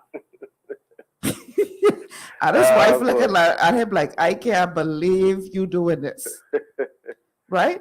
It might be a joke, but in some parts of the world, they still only see women as chattel. Property, chattel, And much of, especially the Old Testament, but much of the Bible was written within that context. Okay? So I think people need to take that into consideration when they're trying to use the Bible as the grounds on which they could hold on to these thoughts of how women should be treated. Because there are passages in the Bible where they say slaves should be obedient to your masters. Yep. And work as unto the Lord. Exactly. So why we don't still have slavery? Why do we consider slavery to be wrong? Why don't we have a problem with slavery being abolished? That's in the Bible.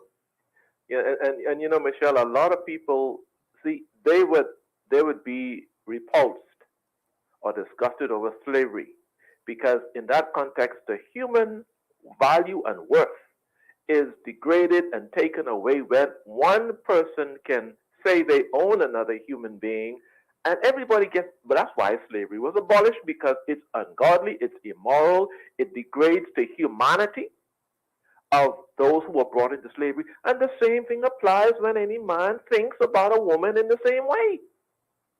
If a man thinks of a woman as his property, as if he bought her, or a woman thinks of a man as her property, as if she bought him, when they get married, they are degrading the value. That's why in some countries in this world, men can beat women, men can kill women just for dressing, in a way that's considered offensive. If a woman only shows her skin on her arm, she's killed. That incident that happened some weeks back or months ago. Michelle, it is nothing but purely satanic and demonic. God never minimizes the value of his choicest creation. When God made us human beings, he never took away the value that he gave us. We as human beings insulted and assaulted God's value when we allowed the devil to come in to the domain and the authority to rule and to govern and to respect one another that God gave us. When Adam disobeyed God, that is when the world fell into sin, not when Eve ate the fruit. And you know, the thing that saddens me is that a lot of people are angry with God today because of misinterpretation of the Bible, you know. And not misinterpretation necessarily by themselves, but they would hear pastors say, or men and women of the cloth, as the saying goes, say A, B, C, X, Y, Z.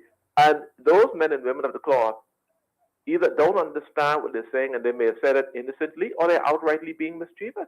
Or taking it out of context. Or taking it, yes.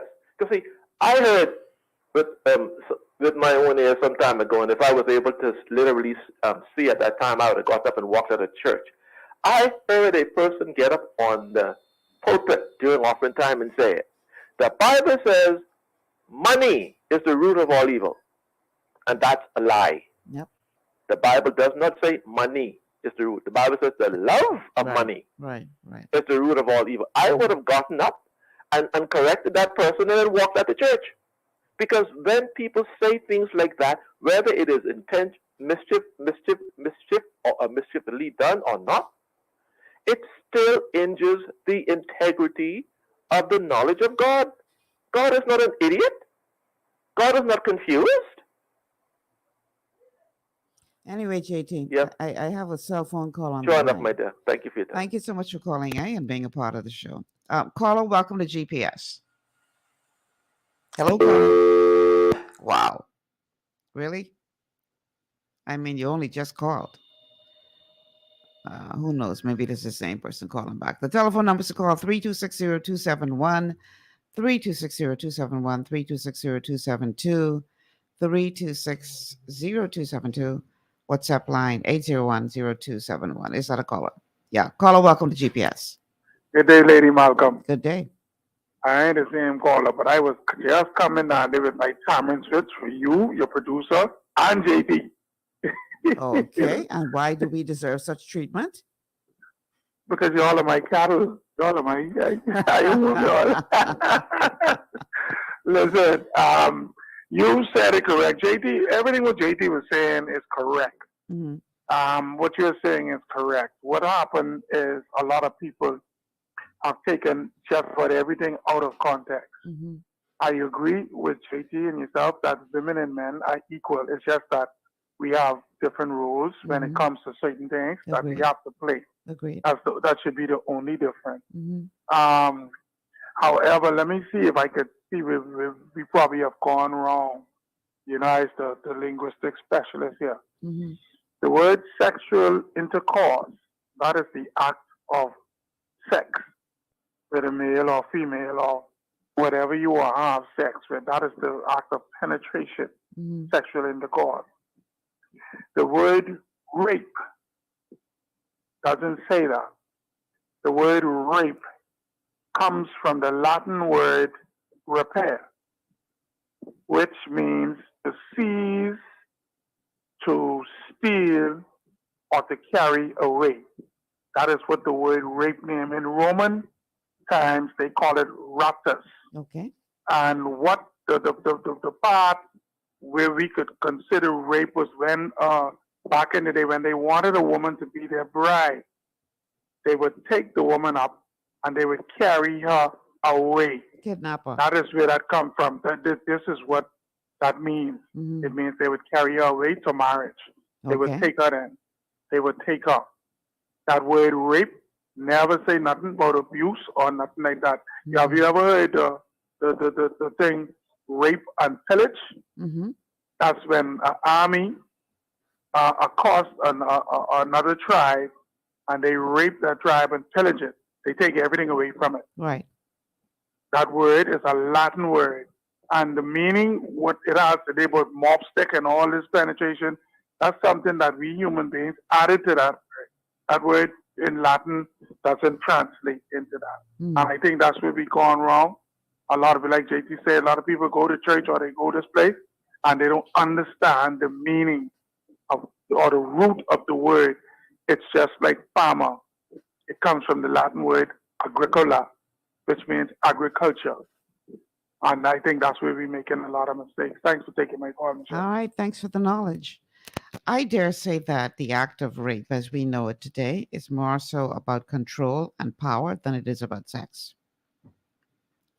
It is used as a means of control and executing your power over someone. It has very little to do with sex. If you are in a marriage or in a single relationship, and you're single, whatever, many of these persons on the outside of marriage who are committing that act, it's not about sex. It's about them feeling that they have some degree of control because at some point in their lives, they felt powerless, especially at the hands of a woman. And so this is their way of making that woman, who's still in their head, pay by hurting another woman. It doesn't make sense, but that's what they do. It has very little to do with sex. Caller, welcome to GPS. Good afternoon, Michelle. Welcome. How you doing? Good. How are you? I guess I'm okay. I've been going along with you JD's around with half hour.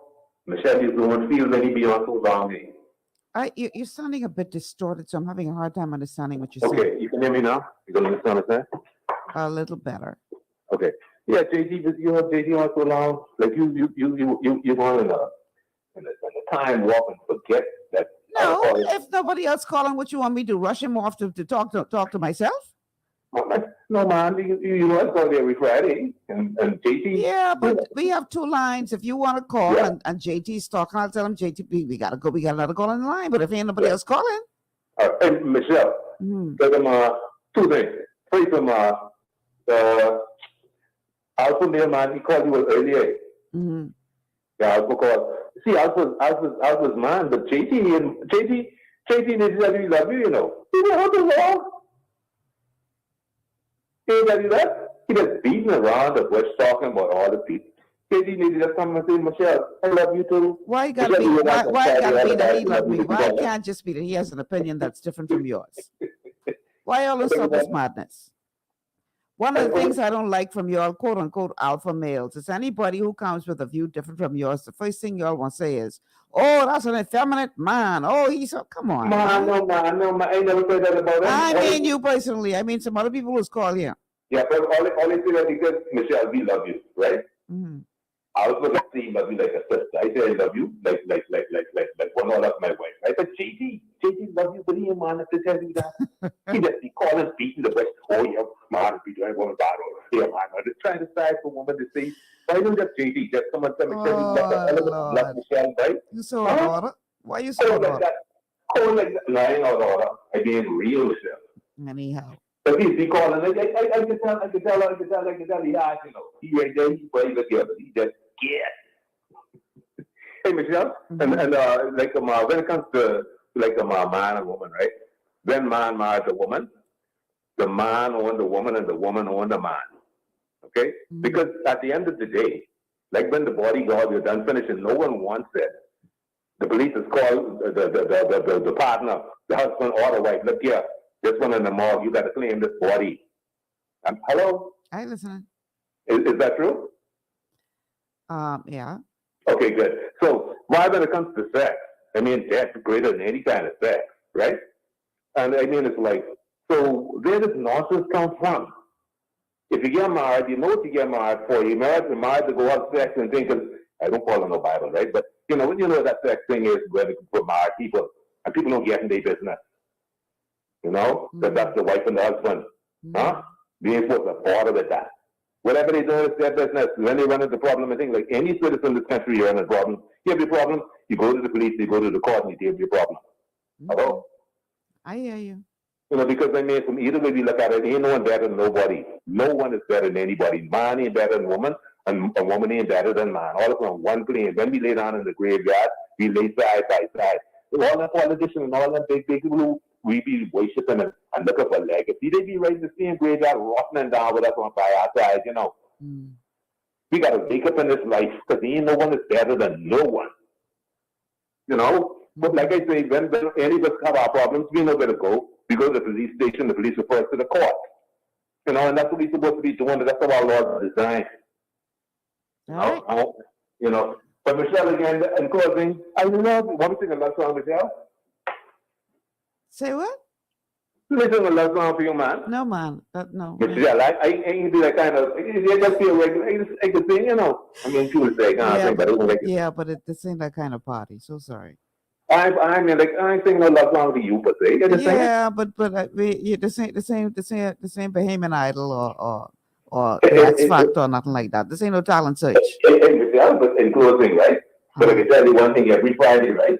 You know X Factor or nothing like that, right? Right. But every Friday, right? I mean, like your show, I make sure when 2 o'clock come, I got to play the review from 9 to come to you. I appreciate the support. I really do. No, I'm telling you because you know what? On a Friday, right? That one on the other station, right? You know he's irrelevant, right? Doesn't get kicked out of politics a long time, right? And just be just irritating us. And then on Fridays he put on this music. Oh yeah, remember this song? Remember that song? Oh yeah, remember this time? Just get off the air, please.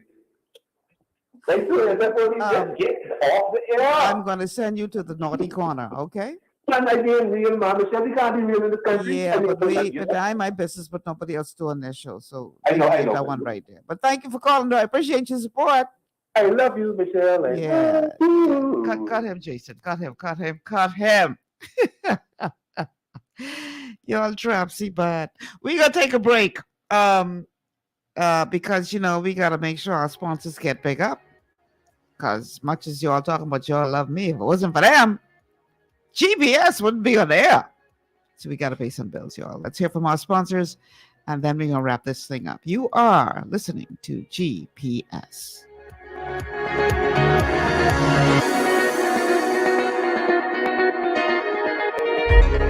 Blood sugar levels play a key role in your appetite, weight gain, and overall health. When you have a blood sugar spike, you can feel confused, dizzy, and even have increased cravings.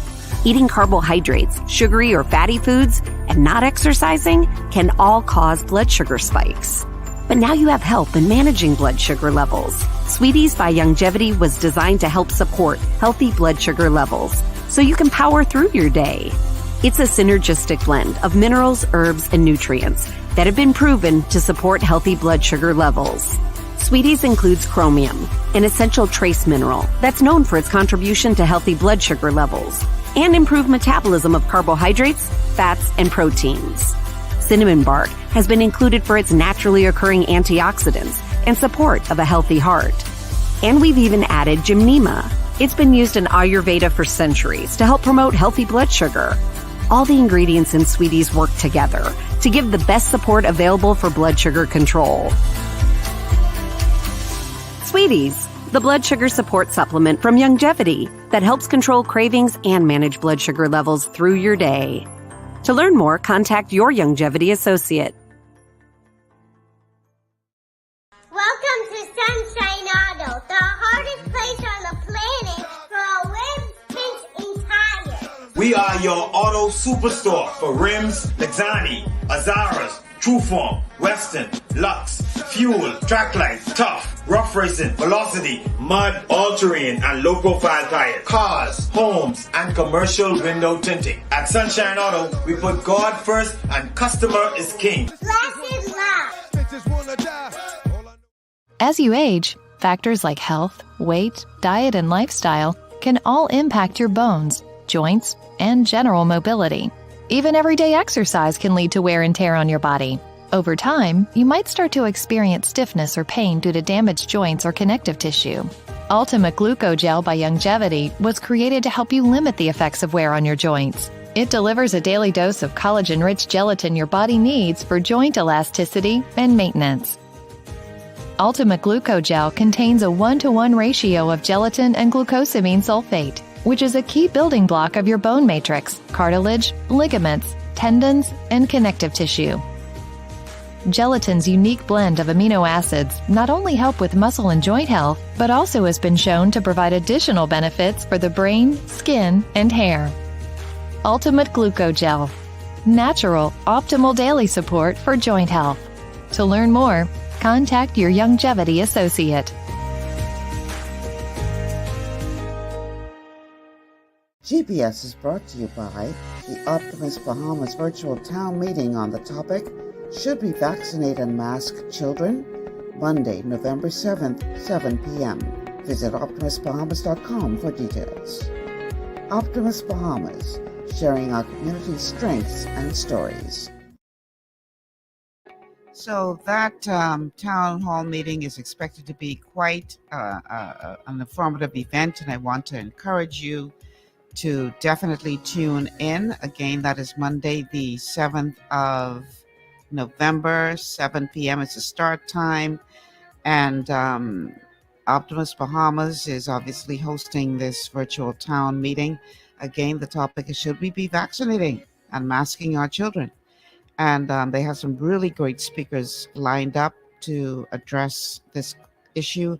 The presenters are Dr. Leonardo Culmer, Dr. Kevin Bethel, and Mr. Mark Palmer. And yours truly will serve as moderator of that particular town hall meeting. So definitely tune in. The Zoom ID 871-7433-1313, and you can get more details at optimusbahamas.com. Optimus Bahamas is sharing our community strengths and stories. We do have a call on the line. Yeah, caller, welcome to GPS. Well, good afternoon, Michelle. Hi. You know, I had to call in because I had a very elderly man, almost in his 90s, Mm-hmm. and he argued this with me when I told him all men are equal. He said, "How's that possible?" He said, because he believed he was better than other people. Mm. And I said, "Now defend your case." And this was not a white or black, it was a mulatto man. Mm-hmm. And I said, "Build your case." He said, "Well, I'm not a murderer, a rapist. I'm not a killer. So you have some of those people in prison." He say, "I sure I'm better than them." And so I couldn't rebut him. I said, you have a point there. But you know, that switching gears, that town hall on the vaccination. Mm-hmm. I have one question I want to ask any of the experts. If we find out the vaccine is causing all the sports celebrities and everyone else just to drop down. Sudden adult death syndrome. Go ahead, talk about it. Well, you know, my nephew, the minute he took that, he ended up in the hospital with an enlarged heart. Mm-hmm. And he is on medication now that my father had after heart surgery Mm-hmm. at 60 years old. Mm-hmm. And so that's going to plague him for the rest of his life. Mm-hmm. Now, my other nephew and my brother ended up coughing. They must have put him on a drip and let him out of the hospital 3 days later. And this is in Canada where they have expert medical. So I asked them, I said, if I have the same DNA and I were to take this, am I rolling the dice? But I want the experts to let me know. Is this something I can undo? Is there an antidote? Is there a way to get rid of the vaccine should I find out it's a problem? Graham, you need experts to tell you that. Consider me an expert. How about no? Yeah, we know that. I like to give them the benefit of the doubt because they're the expert. Mm. But keywords, you see, as a Pisces, very perceptive keywords were experimental, Mm-hmm. emergency use. And you knew, and this is why they are arguing that they should not be held responsible for anything because they tell you it was an experiment. Well, there's three things. You can't sue. That's the one, every drug in the world you can sue for. So this one you couldn't sue. So my antenna went straight up. Mm.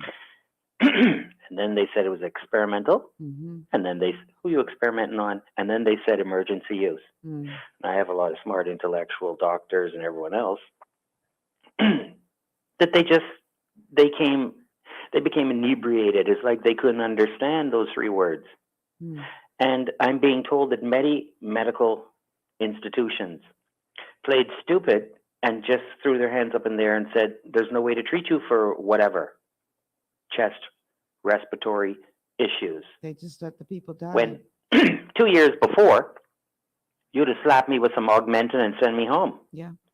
But no antibiotics. We can't treat this. We don't know about it. And how many people were allowed to die? Mm-hmm.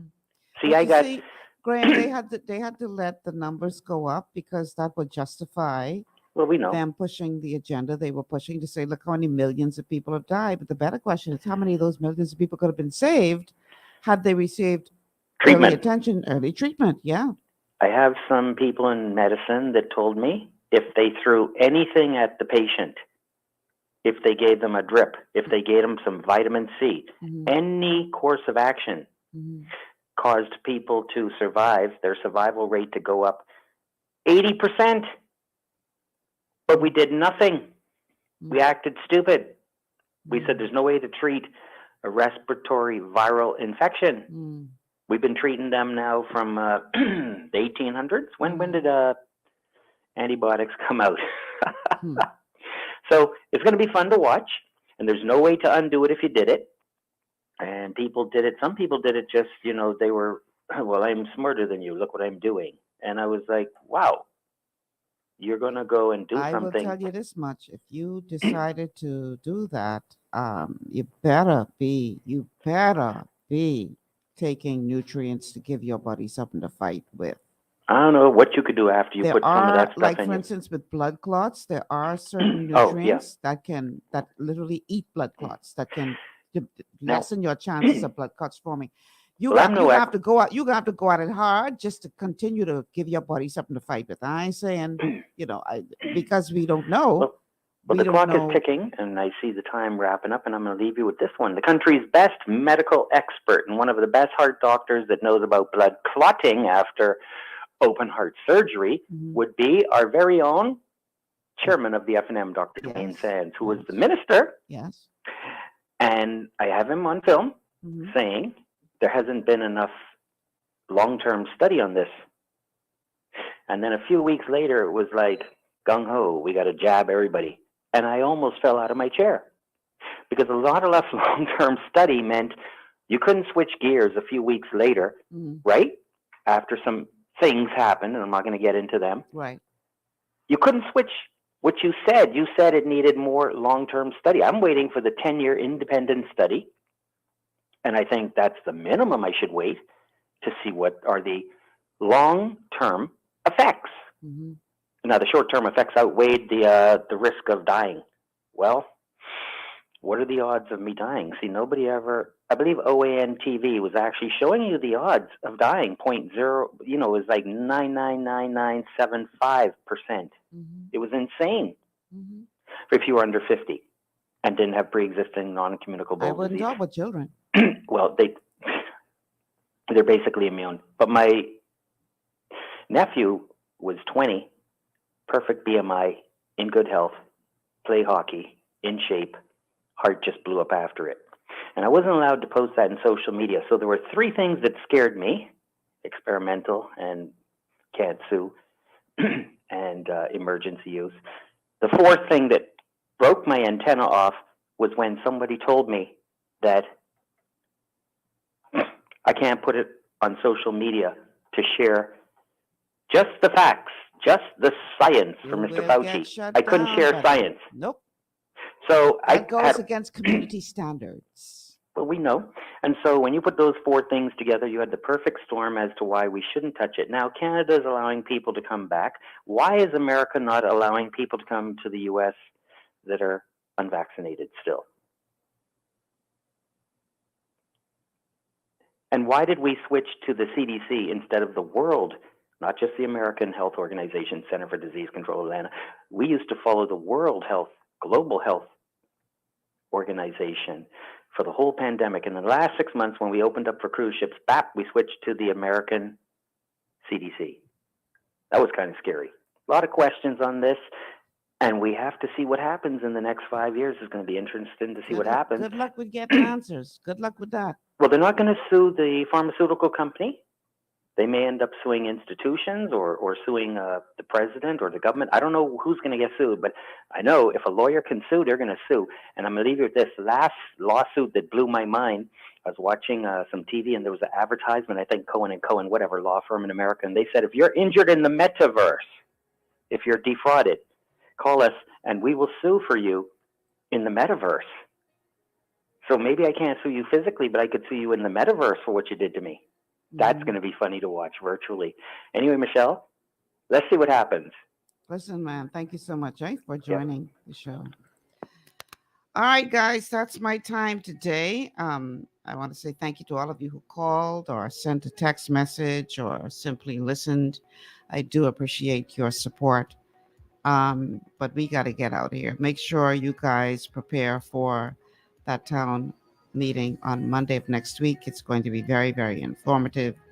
If you're on the fence about whether or not you should vaccinate your child, I suggest that you tune into that.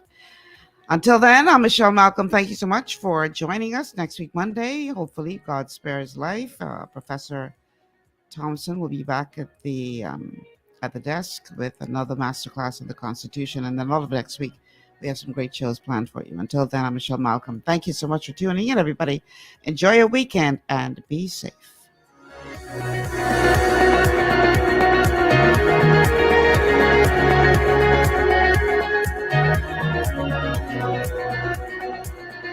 Global 99.5 FM reminds our listeners that the views and opinions expressed on this show are those of the host and guests